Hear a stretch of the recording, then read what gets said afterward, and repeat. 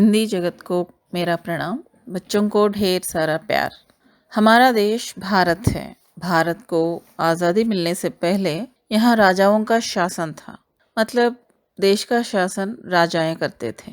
राजा को सारे गुणों से संपन्न होने चाहिए, जैसे विवेक, बुद्धिमत्ता, दया, करुणा आदि कई उत्तम गुणों का होना आवश्यक है।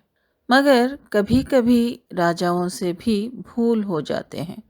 भूल का मतलब है गलती, क्योंकि राजा भी तो मनुष्य है। मनुष्यों से जाने अनजाने में गलतियां होती रहती हैं, पर अपने भूल को मानकर उसे सुधारने वाला ही सच्चा मनुष्य कहलाता है। इस प्रकार अपना भूल समझकर बदलने वाले या परिवर्तन होने वाले एक राजा की कहानी है, राजा बदल गया। आज का हमारा पाठ है राजा बदल गया। चलिए बच्चों, अब आप इस चित्र को देखिए, सोचिए और समझने की कोशिश कीजिए, फिर प्रश्नों के उत्तर दीजिए। चित्र में क्या दिखाई दे रहा है? हाँ, एक लड़का है। लड़का क्या कर रहा है? उसने एक हाथ में पुस्तक और दूसरे हाथ में ग्लोब पकड़ा है। वह लड़का हमें क्या बताना चाहता है? हाँ बच्चों, वह बताना चाहता है कि ज्ञान से दुनिया बदल सकते हैं। अब हम पाठ की ओर चलते हैं। मैं पाठ का वाचन करूंगी, आप पेंसिल से नए शब्दों को रेखांकित करते जाइए। बाद में मैं उन शब्दों का अर्थ बताऊंगी। कहानी का सारांश संपूर्ण और संक्षिप्त रूप में हिंदी और तेलुगु दोनों भाषाओं में आपको समझाऊंगी। बाद में हम अभ्यास कार्य भी करेंगे। चलिए, तो कैसे राजा बदल गया ये हम कहानी को पढ़कर जान लेंगे। मैं कहानी पढ़ती हूँ, आप श्रद्धापूर्वक उच्चारण सुनिए और कहानी को समझने की कोशिश कीजिए। एक लड़का था, उसका नाम राजेश था। वह जंगल में जा रहा था। रास्ते में उसे एक सोने का सिक्का मिला। वह सोचने लगा, यह सिक्का मेरा तो है ही नहीं, इसे क्या करूं लेकर? जाने किस बेचारे का सिक्का यहाँ गिर गया है। अब ना तो इसे रख सकता हूँ और ना ही फेंक सकता हूँ। क्या करूं इसका? यही सब सोचते हुए वह आगे बढ़ा चला जा रहा था। रास्ते में माला जपते हुए एक साधु महाराज उसे मिले। उसने सोचा, क्यों न यह सिक्का साधु को ही दे दूं। राजेश ने जब वह सिक्का साधु को दिया तो सोने के सिक्के को देखकर साधु ने आश्चर्य से कहा, बेटा, यह सिक्का हमारे जैसे साधुओं के लिए नहीं है। इसे तो किसी गरीब को दे दो ताकि वह अपना पेट भर सके। साधु की बात मानकर राजेश आगे चला तो उसने देखा कि किसी राजा की सेना चली जा रही है। इतनी बड़ी सेना को देखकर वह सोचने लगा कि जरूर कोई बात रही होगी जो राजा अपनी सेना लिए जा रहे हैं। उसने एक सैनिक से पूछा, भाई, आपके राजा इतनी बड़ी सेना लिए कहाँ जा रहे हैं? ये हमारे राजा शूर सिंह हैं, जो पड़ोसी देश पर आक्रमण कर उसे लूटने जा रहे हैं, उसने जवाब दिया। राजेश राजा के पास गया। सोने का सिक्का उनकी ओर बढ़ाते हुए कहा, लीजिए महाराज, आप इसे रख लीजिए। बेटा, मुझे क्यों देना चाहते हो? राजा ने आश्चर्य के साथ पूछा। महाराज, एक साधु ने कहा था कि जो सबसे गरीब दिखे उसे यह सिक्का दे देना। राजेश करुण स्वर में बोला।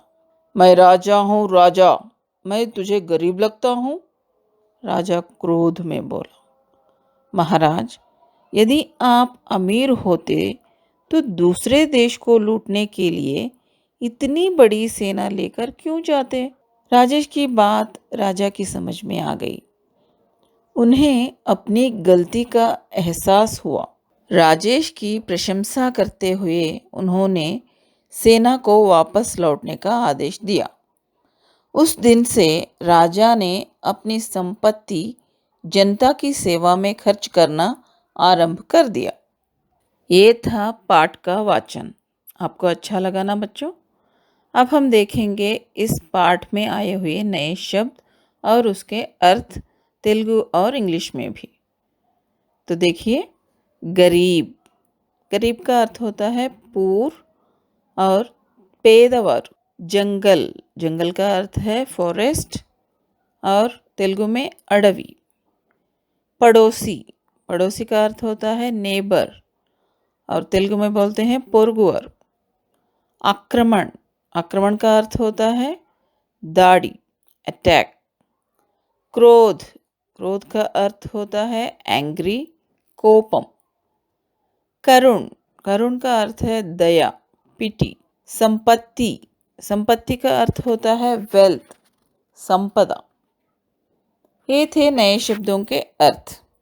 अब मैं पाठ का सारांश विस्तार रूप से हिंदी और तेलुगु दोनों भाषाओं में आपको समझाऊंगी, फिर बाद में संक्षिप्त रूप में भी बताऊंगी। अब पहले देखेंगे हिंदी में इस कहानी का सारांश। राजा बदल गया। इस कहानी में मुख्य पात्र है एक लड़के का, उसका नाम है राजेश। राजेश जंगल में जा रहा था, तो उस रास्ते में उसे जाते जाते एक सिक्का मिला, वो भी सोने का सिक्का। तो जब भी किसी को कुछ चीज़ मिलती है तो बस लेके अपने साथ रख लेते हैं साधारणतः।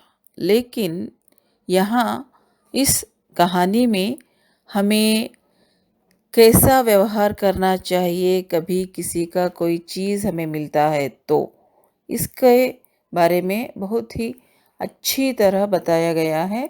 बच्चों, आप इस कहानी को अच्छी तरह सुनिए और समझिए, फिर बाद में आपको पता चलेगा कि आपको कैसा रहना है।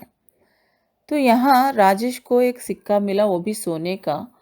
तो उसने देखो कैसा सोचा, उसने सोचा ये सिक्का तो मेरा नहीं है, तो मैं क्या करूँ इसका, किसका पता नहीं, किसी बेचारे का यहाँ गिर गया है, तो इसे मैं अपने पास रखूं या इसको फेंक तो नहीं सकता, क्या करूं क्या करूं, ऐसा सोचते सोचते वह आगे जा रहा था सिक्का हाथ में लेकर।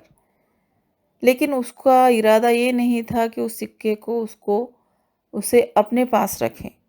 लेकिन उसकी सोच में ये भी नहीं आ रहा था कि इस सिक्के को वह क्या करे। ऐसे जाते जाते रास्ते में उसे एक साधु दिखाई दिया जो अपने हाथ में एक माला जपते हुए बैठे थे।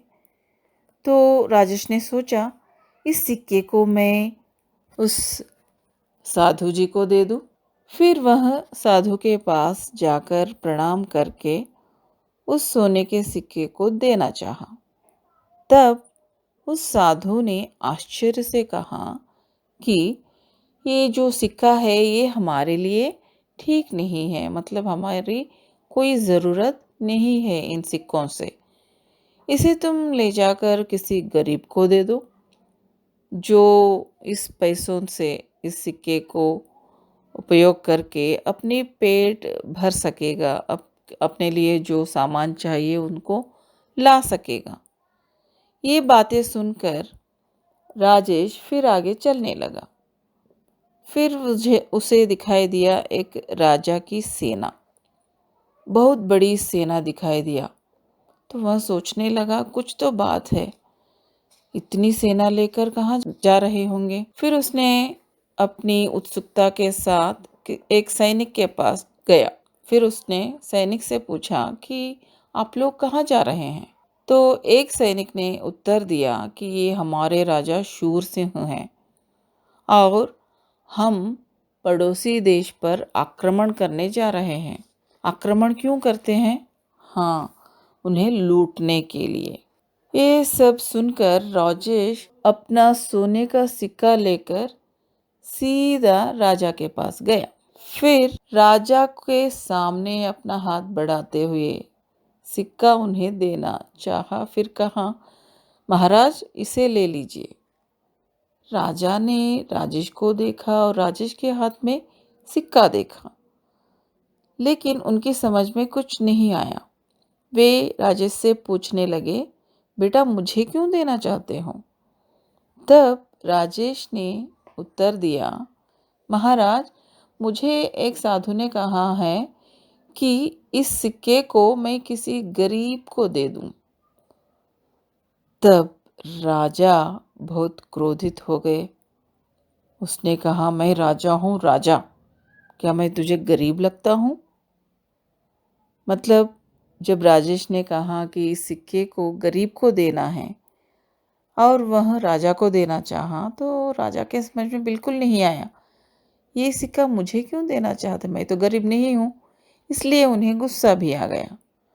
लेकिन जब राजेश ने महाराज से कहा कि राजा अगर आप अमीर होते, आपके पास बहुत सारे पैसे होते, तो दूसरे देश को लूटने का क्या ज़रूरत है आपको?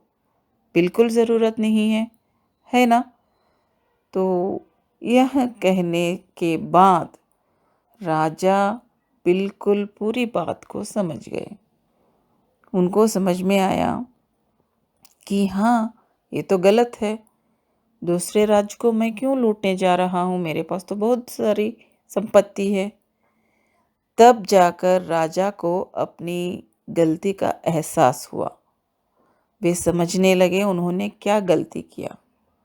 क्या गलती किया?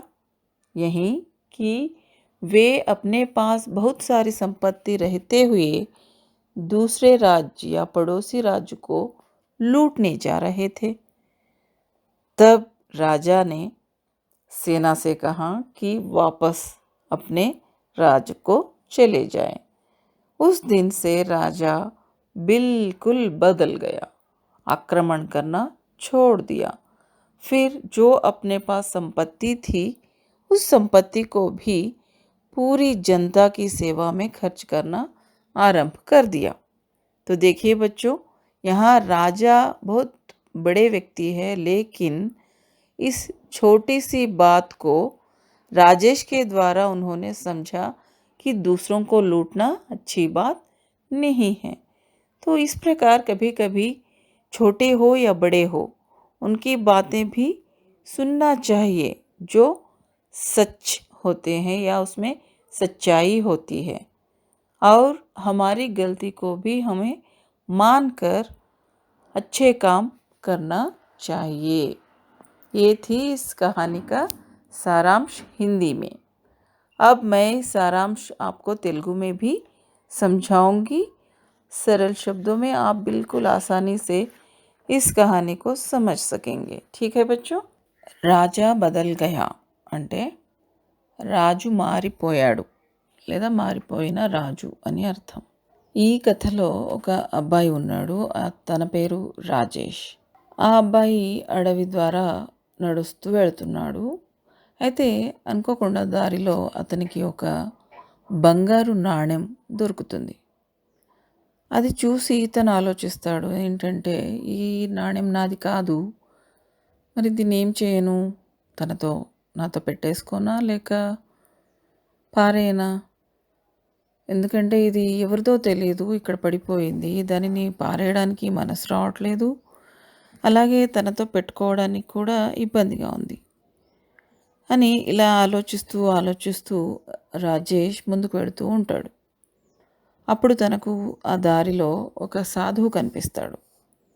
ఆయన మాలను జపం చేస్తూ కూర్చుని ఉంటాడు.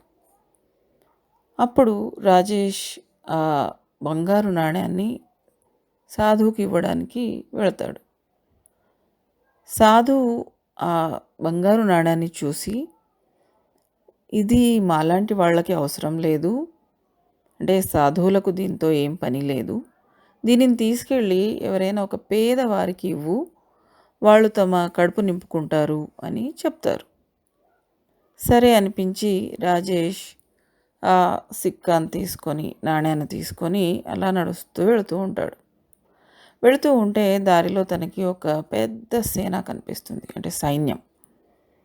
ఏంటబ్బా ఇంత పెద్ద సైన్యం ఎక్కడికి వెళుతోంది, ఏదో ఉంది ఇందులో అని అనుకుంటూ రాజేష్ ఉత్సుకతతో అంటే తెలుసుకోవాలన్న కోరికతో అక్కడ ఒక సైనికుడిని అడుగుతాడు.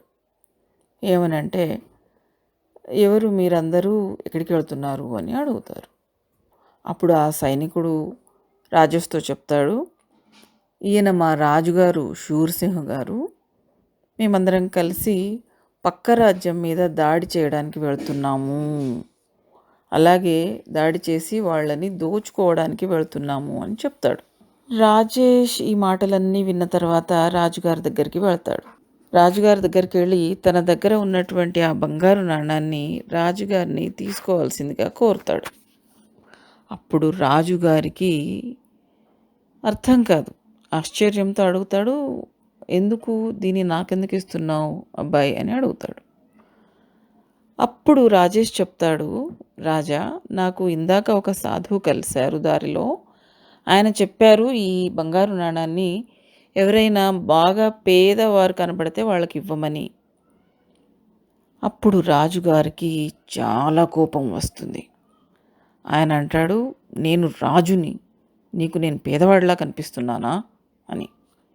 అయితే అప్పుడు రాజేష్ బదులిస్తాడు ఏమని అంటే, రాజా ఒకవేళ మీరు పేదవారు కాకపోతే ఇంకొక దేశాన్ని దోచుకోవడానికి ఎందుకు వెళతారు అని చాలా వినయంగా జవాబిస్తాడు. అప్పుడు రాజుగారికి తన తప్పేంటో తెలుస్తుంది. తన మనసులో ఆలోచిస్తాడు, అరే నిజమే కదా, నా దగ్గర చాలా సంపద ఉంది, చాలా ధనం ఉంది, నేను గొప్ప రాజుని, మరి ఎందుకు నేను ఇంకొకరిని దోచుకోవడానికి వెళ్తున్నాను, నేను చేస్తున్నది చాలా పెద్ద తప్పు కదా అని రాజుగారు తన తప్పును తెలుసుకుంటారు. తెలుసుకున్న తర్వాత అలా తెలిసేలా చేసినటువంటి రాజేష్ని ప్రశంసిస్తూ తను తన యొక్క సైన్యాన్ని వెనక్కి వెళ్ళమని ఆజ్ఞాపిస్తాడు. అప్పటి నుండి రాజుగారు తన చెడు వృత్తిని మానేసి, అంటే ఇతరుల్ని దోచుకోవాలన్న ఆలోచనను మానేసి తన దగ్గర ఉన్న సంపద మొత్తం పేదవారిలో, అంటే తన యొక్క జనంలోనే ఖర్చు పెట్టడం మొదలుపెట్టేస్తాడు. ఇదన్నమాట విషయం. సో ఎప్పుడూ కూడా పెద్ద కావచ్చు, చిన్న కావచ్చు, గొప్పవారు కావచ్చు, లేనివారు కావచ్చు, అదంతా ఏమీ కాదు. ఒకటి మనం చేస్తున్న పని కరెక్టా తప్ప అనేది తెలుసుకోవాలి. ఒకవేళ దాని గురించి ఎవరు చెప్పినా సరే అర్థం చేసుకోవాలి. మనం తప్పు చేస్తున్నప్పుడు దానిని సరి చేసుకోవడానికి ప్రయత్నం కూడా చేయాలి. అప్పుడే మనం మంచి మనుషుల్లాగా తయారవుతాం. సో ఇదే ఈ కథ యొక్క नीति। अब मैं राजा बदल गया कहानी का सारांश संक्षिप्त रूप में हिंदी में आपको समझाऊंगी। आप लोग अच्छी तरह सुनिए और समझिए। एक लड़का था राजेश, वह जंगल में जा रहा था। उसे एक सोने का सिक्का मिला। उसने उस सिक्के को साधु को देना चाहा क्योंकि वह सिक्का उसका नहीं था। साधु ने कहा, किसी गरीब को दे दो क्योंकि गरीब उस सिक्के से उसका पेट भर सकेगा। राजेश ने देखा एक राजा सेना के साथ पड़ोसी राज्य पर आक्रमण करने जा रहा था। राजेश राजा के पास गया और सिक्का राजा को दिया। राजा ने क्रोध से कहा, क्या मैं तुम्हें गरीब दिखता हूँ? राजेश ने उत्तर दिया कि दूसरे राज्य को लूटने जा रहे हैं, इसलिए मैं समझा आप गरीब हैं। राजा की आंखें खुल गई। उसने अपनी गलती मान ली, सेना को वापस भेज दिया और संपत्ति को जनता के लिए खर्च करना आरंभ कर दिया। इस प्रकार राजा राजेश की बातों के द्वारा बदल गए। ये था राजा बदल गया पाठ का संक्षिप्त सारांश। आप अच्छी तरह समझ गए हैं ना बच्चों। इस पाठ में राजेश जितना अच्छा लड़का है, आपको भी वैसा बनना है। अगर कोई चीज़ हमारी नहीं होती तो उसे बड़ों को सौंप देना चाहिए। चलिए अब हम अभ्यास कार्य भी देखेंगे। सुनो बोलो में पाठ में दिए गए चित्रों के बारे में बातचीत करो। ये तो बहुत आसान है ना। पाठ में 2 चित्र दिए हैं, उसके बारे में आपको बोलना है। आपने पूरा पाठ सुना है और समझा भी है, इसलिए ये बहुत आसान है। जैसे पहला चित्र देखिए, राजेश को रास्ते में सोने का सिक्का मिला। ऐसा ही एक वाक्य बोल दिया आपने उस चित्र को देखकर। इसी प्रकार और चित्रों के बारे में भी आप बातचीत करो। ठीक है बच्चों। अब दूसरा प्रश्न है, इस पाठ का कोई दूसरा नाम क्या हो सकता है? अब यहाँ तो इस पाठ का नाम राजा बदल गया रखा है। आप सोचिए और कोई दूसरा नाम हुआ तो कैसा होगा, और वो नाम क्या हो सकता है? ठीक है, आपको जो अच्छा लगे वह आप कह सकते हैं। अब पढ़ो। पढ़ो बिट में में एक वाक्य दिया गया है जो पुस्तक में इस पाठ में है। भाई, आपके राजा इतनी बड़ी सेना लिए कहाँ जा रहे हैं? यह वाक्य जिस अनुच्छेद में है उसे पढ़ो और बताओ कि राजा ने यह वाक्य किस उद्देश्य से कहा। तो बच्चों, आप लोग पाठ को फिर से एक बार देखिए। ये अनुच्छेद कहाँ है आपको दिखाई देगा। फिर आपको ये भी मालूम है कि राजेश ने ऐसा क्यों पूछा, क्योंकि राजेश जानना चाहता था कि वे लोग कहाँ जा रहे हैं। जब हम भी किसी को मिलते हैं तो पूछते हैं ना कि आप कहाँ जा रहे हैं। ये उत्सुकता तो सभी में होती है। तो यही उत्तर आपको वहाँ लिखना है। ठीक है। अब बिट में देखिए, नीचे दिए गए वाक्य पढ़कर पाठ के आधार पर सही क्रम में लिखो। तो यहाँ 5 वाक्य दिए गए हैं। ये मतलब एक क्रम में नहीं है, पाठ के अनुसार आपको देखना है। फिर पाठ में पहला जो आया है, फिर दूसरा, तीसरा, चौथा, पांचवा, ऐसा आपको फिर से उनको चुनकर सही क्रम में लिखना है। ठीक है बच्चों, आप एक बार पढ़ लीजिए, आपकी पूरी समझ में आ जाएगी। मैं कह दूं एक बार आपसे। हाँ, पहला वाक्य होगा 5वां, इसे तो किसी गरीब को दे दो ताकि वह अपना पेट भर सके।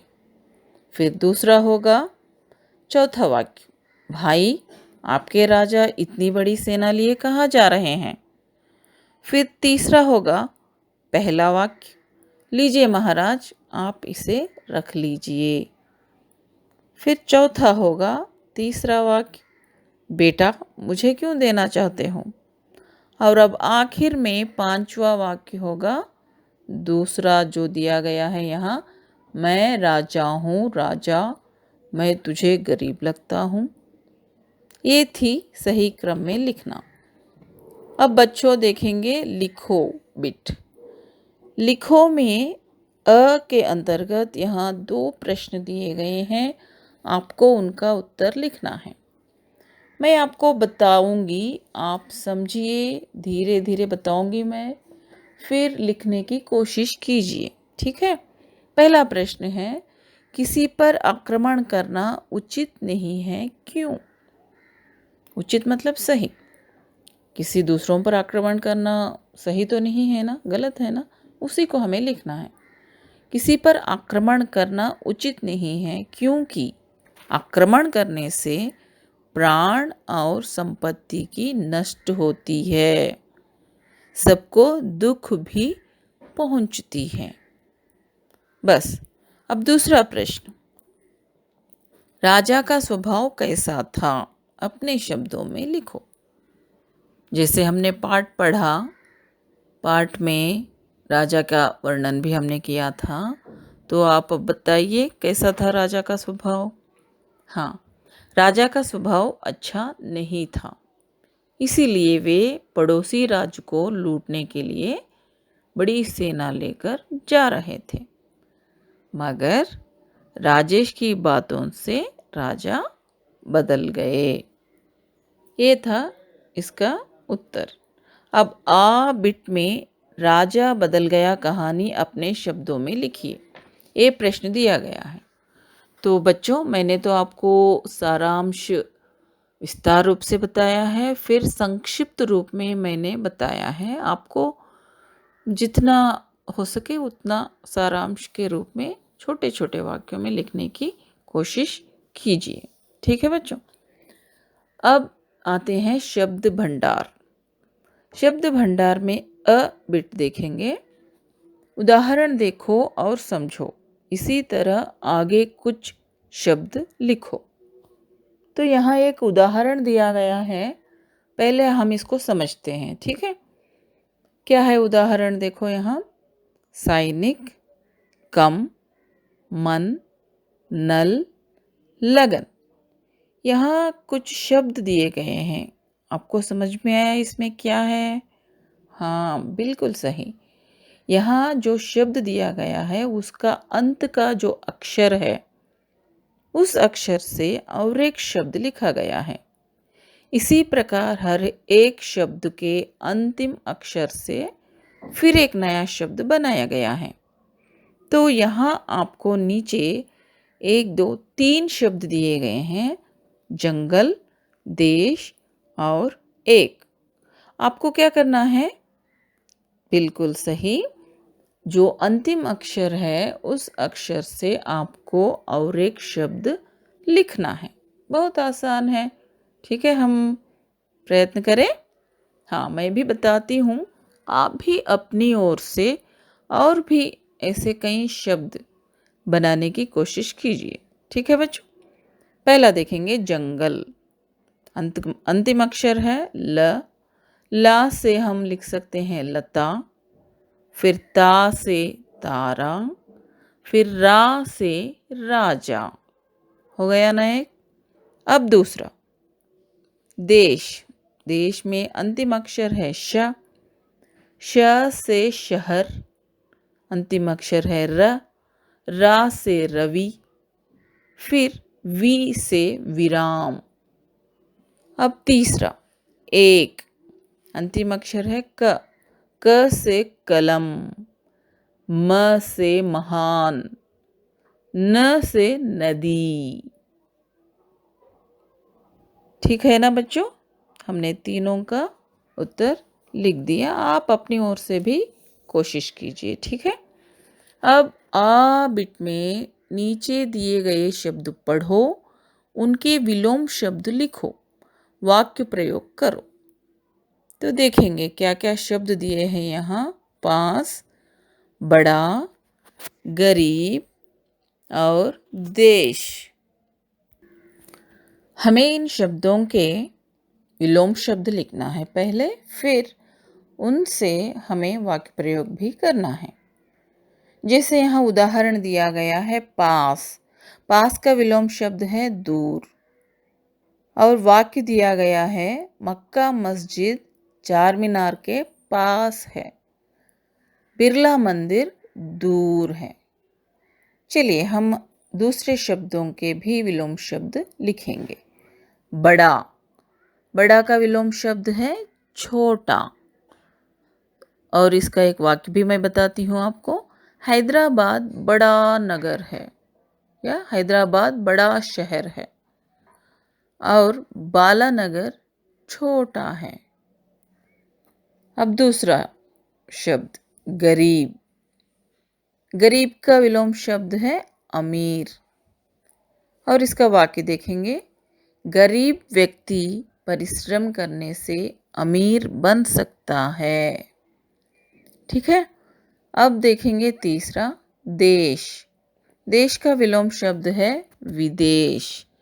भारत हमारा देश है, जापान विदेश है। बस ये बिट हो गया। अब नीचे आएंगे सृजनात्मक अभिव्यक्ति। सृजनात्मक अभिव्यक्ति का मतलब होता है आपको एक कुछ नए आपके सोच के अनुसार लिखना। इस कहानी की किसी एक घटना को संवाद रूप में लिखिए। ये संवाद क्या है? संवाद का मतलब होता है बातचीत या वार्तालाप। जैसे हम अपने घर में सबके साथ बातें करते हैं, या स्कूल जाने पर दोस्तों के साथ आप लोग बातें करते हैं, है ना। इसी प्रकार यहाँ इस कहानी में आपको किसी एक घटना को लेना है जहाँ एक दूसरे के साथ बातचीत हुई थी। फिर उसको आप एक एक व्यक्ति के मतलब उनके बातों को वाक्यों के रूप में लिखना है। ठीक है।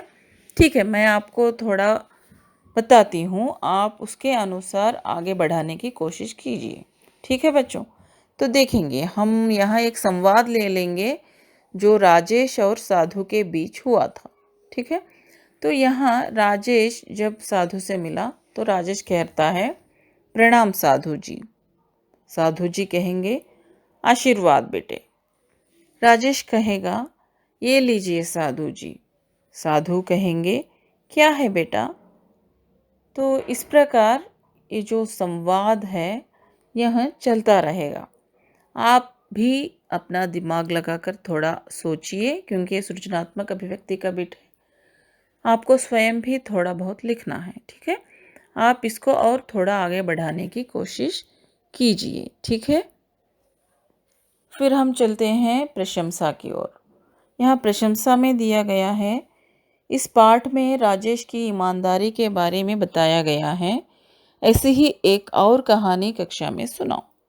ठीक है, ये जो कहानी है ईमानदारी के बारे में है, सच्चाई के बारे में है, तो आपको भी इसी प्रकार और एक कहानी को इकट्ठा करना है।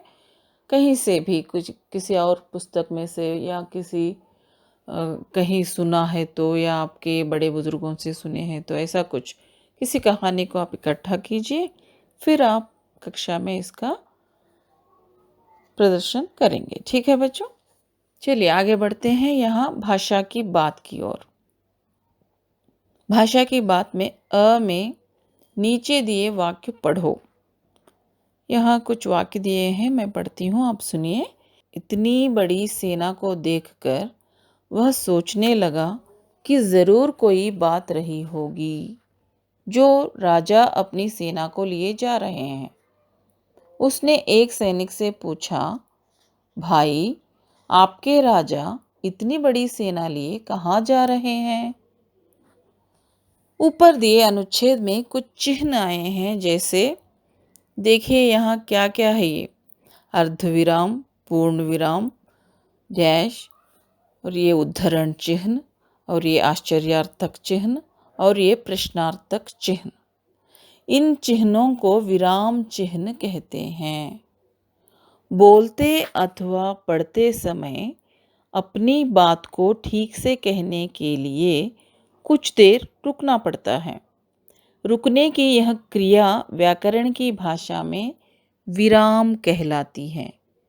कहानी, लेख, निबंध आदि लिखते समय इस प्रकार के रुकने के स्थलों की स्पष्टता के लिए जिन चिन्हों का प्रयोग किया जाता है उन्हें विराम चिन्ह कहते हैं।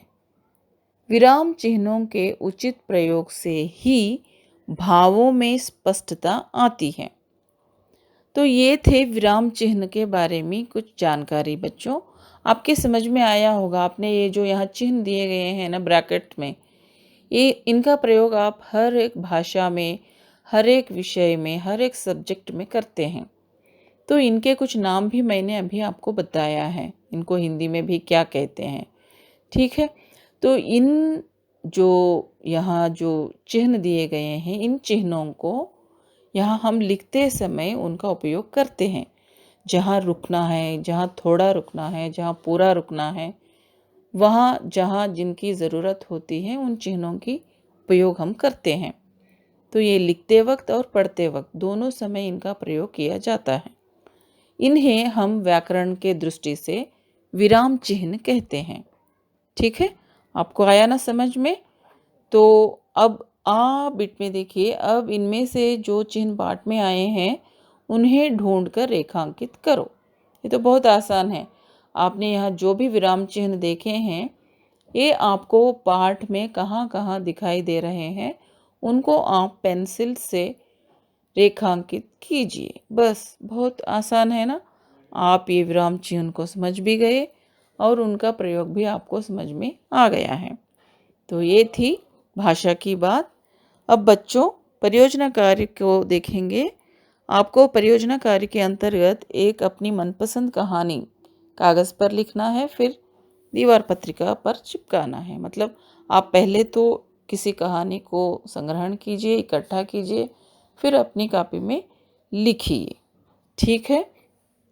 ये था आज का पाठ, हमारी आज की कहानी राजा बदल गया। इस पाठ से आपने राजेश जैसे ईमानदार और विवेक बनना सीख लिए हैं, है ना? सीखे? मैंने इस पाठ को पूर्ण रूप से आपको हिंदी और तेलुगु दोनों भाषाओं में पढ़ाया है। आशा है कि आपने अभ्यास कार्य भी अच्छी तरह समझ लिया है। वीडियो को बार बार देखकर आप अपना अभ्यास कार्य कर सकते हैं। अगर आपको कोई संदेह हो तो आप कमेंट में लिख भी सकते हैं। तो आप अपने मित्रों से वीडियो शेयर कीजिए। अगले पाठ के साथ मैं फिर मिलूंगी। अब विदा लेती हूँ मैं, शारदा। धन्यवाद।